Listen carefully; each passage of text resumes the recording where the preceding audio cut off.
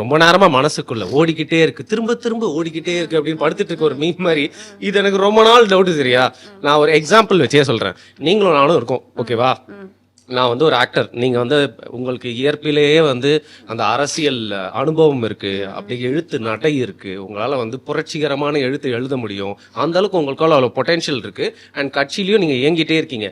நான் வந்து ஒரு நடிகர், நீங்க நண்பர், உங்க கூட வந்து சேர்ந்து இந்த கட்சிக்குள்ள டிராவல் பண்ணிட்டே இருக்கேன். ஸோ இந்த கட்சியை வந்து நீங்க வழி நடத்திட்டு இருக்கும் போது உங்களை ஓவர்டேக் பண்ணணும் அப்படின்னு சொல்லிட்டு என்ன பல பேர் ஏத்தி விடலாம். என்னையா உன்னாலதான் உன் முகத்துக்காக தான் இங்க ஓட்டே உழுது அப்படின்னு சொல்லிட்டு. அப்போ ஒரு பாயிண்ட் ஆஃப் டைம்ல எப்படியாவது என்னோட நண்பரை ஓவர்டேக் பண்ணணும் அப்படிங்கிற ஒரு ஃபீலிங் எல்லா மனுஷனுக்கும் வரது இயல்பு தானே. அப்படிதான் எம்ஜிஆர் திமுகவை கலைஞர்கிட்ட இருந்து தனதாக்கி கொள்றதுக்காக ஒரு ஒரு ஒரு சுத்தமா இல்ல, அந்த மாதிரி நடக்கவே இல்லை.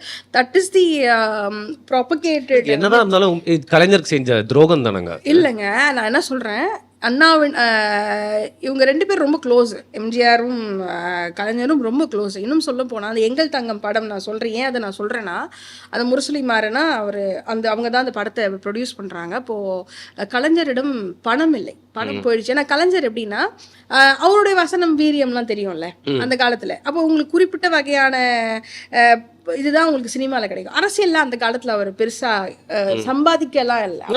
அவர் வந்து ரொம்ப கொள்கை பேசுகிறவர், ரொம்ப இலக்கியமாக பேசக்கூடியவர், இலக்கியத்தை பற்றி பேசியவர், ரொம்ப அறிவானவர் கலைஞர். அதெல்லாம் மறுக்கவே முடியாது. ஆனால் நான் எப்படி மறுக்க செய்வேன்? அப்போ எனக்கு ஃபர்ஸ்ட் புக்லேயே இருக்கே அதை பற்றி. அப்போ எம்ஜிஆர் கலைஞர் ஒரு பக்கம் ஒருத்தவங்களை எடுக்கிறாரு, தமிழ் ஆர்வலர்களை, ஹிந்தி எதிர்ப்பார்கள். இப்படி இருக்கும்போது எம்ஜிஆர் ஒரு பக்கம் வந்து எளிமையான தமிழ் பேசி வீரத்தோடு பேசி அவர் ஒரு குரூப்பை எடுத்துட்டு இருக்காங்க. கலைஞர் இன்னும் கிராஸ் ரூட் லெவலில் ஒர்க் பண்ணுறாரு. கலைஞர் வந்து இவர் ரொம்ப கிராஸ் ரூட் லெவல்லையும் போகிறாங்க 2 பேருமே. அவர் கலைஞர் டீப்பாகவே போகிறாரு. அண்ட் என்ன ஆகுதுன்னா, ஒரு பாயிண்ட் ஆஃப் டைமில் கலைஞருக்கு வந்து காசு இல்லை.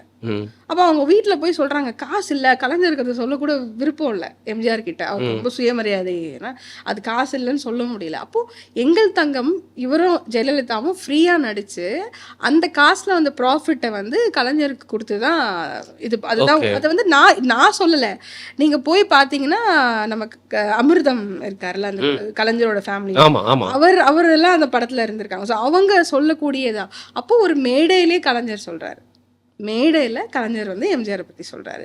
எனக்கு அந்த படத்தோட வெற்றி விழா நடக்கும், அப்போ அவர் சொல்றாரு இந்த மாதிரி இருக்கு அப்படின்னு சொல்லிட்டு. அந்த நேரத்தில் தான் அவர் சுடவும் பட்டார். அப்போ துரோகத்தை சந்தித்தது எம்ஜிஆர் தான்.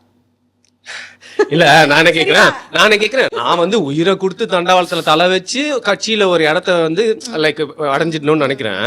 ஆனா நீங்க திரைக்கவர்ச்சியில உங்களால கட்சியெல்லாம் வளர்ந்துருக்கு. ஆனா உங்களுக்கு என்ன, ஐயோ எம்ஜிஆர் வாங்க, உங்களுக்கு என்ன, நீங்களே தலைமை ஏத்துக்கோங்க அப்படின்னு தூக்கி கொடுத்துருமா? எனக்கு புரியல. Grass root level work lot of times. அவங்க 2 பேருக்கு நிறைய ஈகோ கிளாஷ் ஸ்டார்ட் ஆனதே 2 பேருக்கு யாருக்கு எங்க கூட்டம் வருது அப்படிங்கிற ஈகோ கிளாஷ்லாம் நிறைய ஆயிருக்கு. But still they were together. அவங்களுக்கு கொள்கை ரொம்ப பெருசா இருந்துச்சு. அப்போ பெரியார் வேற இருந்தார், ஸ்க்ரூட்டனைஸ் பண்ணிட்டே இருந்தார் டிஎம்கே அந்த டைம்ல. அப்போ என்ன ஆகுதுன்னா, ஒரு பாயிண்ட் ஆஃப் டைம்ல நெடுஞ்செழியன், சம்பத் இவங்கெல்லாம் வந்து ஸ்டார்ட் டேக்கிங் இட் ஆஃப். அப்போ வந்து இவங்க என்ன சொல்றாங்க, கருணாநிதி வந்து அவருக்கு முதல்வர் ஆகுவதை அவர் விருப்பப்படுறாரு. அப்போ அவர் போயிட்டு, நீங்க கூகுள் பண்ணி இவ்வளோ வீடியோஸ் இருக்கு பாருங்க, அவர் எம்ஜிஆர் கிட்ட போய் எஸ்எஸ்ஆரே சொல்லியிருக்காரு. எஸ்எஸ்ஆர் வந்து முதல்ல இருந்தவர் தானே திமுக. அப்போ எஸ்எஸ்ஆர் வந்து சொல்றாரு, எம்ஜிஆர் வந்து எஸ்எஸ்ஆர் வந்து கருணாநிதிக்கு எதிராக இருந்தவர். எம்ஜிஆர் கூப்பிட்டு எஸ்எஸ்ஆரை உட்கார வைத்து, நமக்கு இவரை கலைஞரை தான் நம்ம வந்து மூகாவை தான் நம்ம வந்து சிஎம் ஆக்கணும், அவர் தான் அந்த வேலைகளை செய்யக்கூடியவர், அவருக்கு தான் இங்கே அக்கௌண்டபிலிட்டி அதிகம் இருக்குது அப்படின்னு சொல்லி சத்தியவாணி முத்து வராங்க. சத்தியவாணி முத்தும் கலைஞருக்காக போய் ஓட்டு கேட்கிறாங்க. அப்ப வரைக்கும் அந்த பொறாமை இதெல்லாம் இன்னும் ஏற்படல. இல்ல, இன்ஃபேக்ட் சத்தியவாணி முத்து நினைச்சிருந்தா அவங்க கூட தன்னை சிஎம்மா இது பண்ணிருக்கலாம். Because she was senior to him and she was very close to Anna as his sister. Yeah, she was very close to Anna as his sister. But they all decided that we'll make him CM அண்ணாவோட மறைவுக்கு அப்புறம். So அவங்க ஒரு பெரிய plan போடுறாங்க. பெரிய plan போட்டு பெரிய சண்டைலாம் and MGR, Sathyavani, they all make Kalaignar as the CM. எம்ஜிஆரோட ரெக்கமெண்டேஷன் அவங்க ஒரு பெரிய பார்ட் ப்ளே பண்ணிக்க சொல்றீங்களா? Actually worked for Kalaignar. MGR worked in favor of Kalaignar than being against it. But பதவி வரும்பொழுது, அதுல பதவி வரும்போது பணிவும் வர வேண்டும், அது இருக்குல்ல.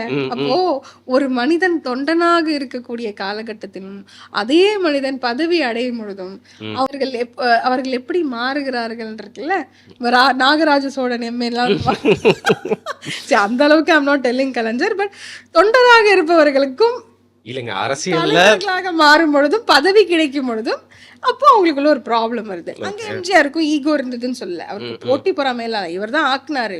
he was very instrumental in supporting and campaigning internally within DMK for கலைஞர். அது 100% கலைஞரே இன்னைக்கு கூட இல்லைன்னு சொல்ல மாட்டார். நீங்க கலைஞரோ ஆராசாவோ யாரை போய் கேட்டாலும் புட்டு வைப்பாங்க. ஆராசாலாம் எம்ஜிஆர் ஃபேன். ஆனா ஆராசா பேசுறது ரீசன்ட் டைம்ஸ் அது அதுதான் எனக்கே புரியல. Because I personally know that Araja loves MGR's acting, movies, contribution. இப்போ துரைமுருகனே எடுத்துக்கோங்க. துரைமுருகன் எம்ஜிஆரை பத்தி தப்பா பேசுவாரா? இல்ல, ஏன்னா ஓப்பனாவே அவரை வந்து கூப்பிட்டாரு பேசுற இன்னைக்கு வரைக்கும் சொல்லுவாரு. துரைமுருகனுக்கு படிப்புக்கு ஹெல்ப் பண்ணதுல இருந்து எல்லாமே எம்ஜிஆர் அப்படிங்கிற மாதிரி ஒரு எங்க ட்ராக் மாதிரி போகுதுன்னு நினைக்காதீங்க. திருப்பி சொல்லிடுறேன், அந்த பாயிண்ட்க்கு நான் வந்துடுறேன்.